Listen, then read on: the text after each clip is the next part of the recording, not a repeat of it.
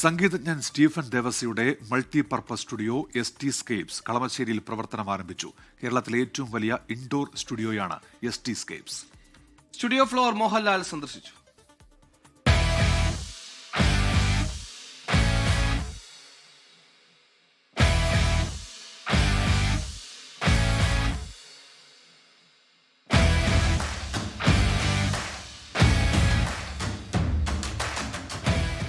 ഏഴ് ഏക്കറിൽ 43,000 ചതുരശ്ര അടിയിൽ ഒരു വിസ്മയലോകം.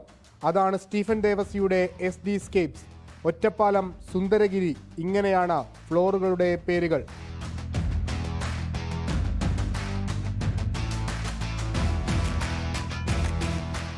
ഔദ്യോഗിക ഉദ്ഘാടനം മന്ത്രി P. രാജീവ് നിർവഹിച്ചു.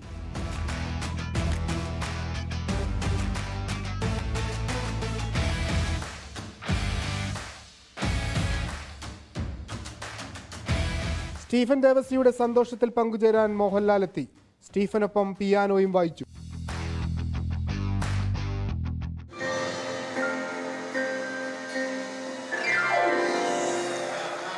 സ്റ്റീഫൻ ദേവസിയുടെ ഉദ്യമത്തിന് എല്ലാ പിന്തുണയുമെന്ന് 24 chief editor R. Sreekandan Nair.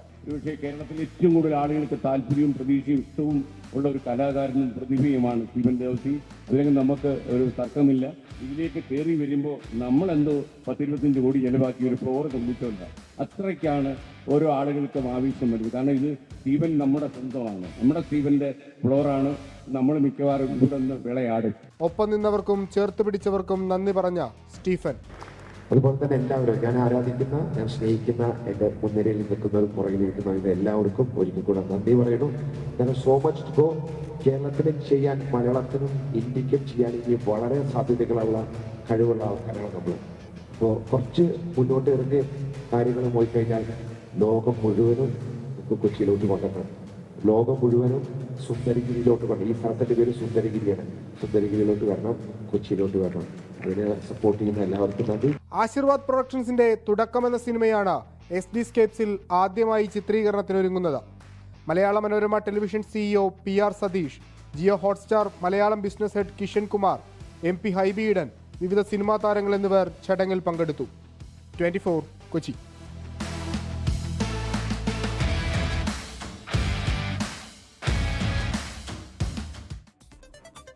ലോകത്തെവിടെയായാലും ഏത് സമയത്തും 24 വാർത്തകളും ഓഗ്മെന്റഡ് റിയാലിറ്റി പാക്കേജുകളും എക്സ്പ്ലെയിനറുകളും വിശദമായി കാണാൻ ഞങ്ങളുടെ YouTube ചാനൽ നിങ്ങൾക്ക് സബ്സ്ക്രൈബ് ചെയ്യാം.